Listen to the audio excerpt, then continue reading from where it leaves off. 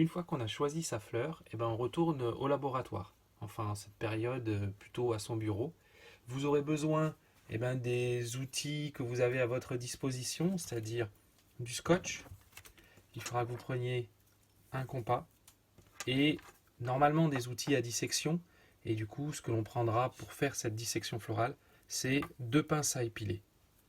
Alors vous ferez bien attention que la fleur que vous avez choisie a bien les caractéristiques dont je vous ai parlé tout à l'heure sur l'autre vidéo, c'est-à-dire les sépales, les pétales, à l'intérieur, et on le verra un peu mieux lors de la dissection, le pistil qui est tout au centre et les étamines qui sont en couronne autour du pistil. Nous allons débuter cette dissection florale. Alors avant de voir tous les détails, je vous donne quelques conseils. Il faudra commencer par séparer un à un les pièces florales les plus externes. Donc ce sont les sépales, séparez-les bien un à un.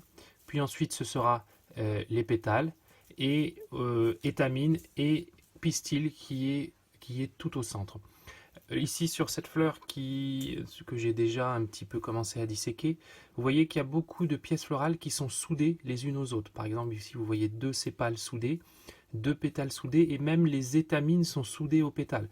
Donc il faudra bien les séparer en essayant d'avoir les gestes les plus minutieux possibles. Et toujours commencer par ce qui est le plus externe en allant vers ce qui est le plus interne.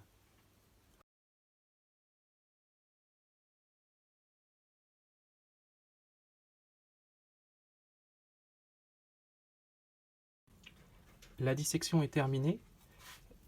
On peut voir 5 sépales, 5 pétales, 5 étamines. Alors les étamines étant soudées aux pétales, je n'ai pu récupérer que les anthères, la partie qui contient les grains de pollen. On voit ici un des filets. Les filets, c'est ce qui est la partie qui relie l'anthère à la base de la fleur.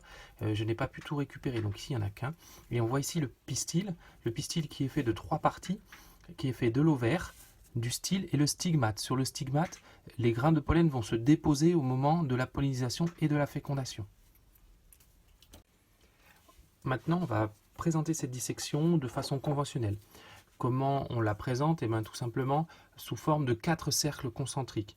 Les cercles concentriques les plus grands vont correspondre aux pièces florales les plus externes, les sépales, et les plus petits au centre, les plus internes, le pistil. Donc c'est à ce moment-là que vous avez besoin du compas. Et donc la taille des cercles va dépendre de la taille de la fleur. Vous voyez qu'ici ma plus grosse pièce florale c'est le pétale, donc il va falloir que je laisse de la place pour bien disposer les pétales. Donc je commence par un cercle petit pour le pistil, puis des cercles un peu plus grands. Donc il suffit maintenant de disposer les pièces florales sur les différents cercles concentriques en essayant de respecter leur organisation, c'est-à-dire si des pièces sont les unes derrière les autres ou si elles sont alternées. Ici par exemple, les sépales sont alternés par rapport aux pétales. Donc dans la disposition, il faudra bien les alterner.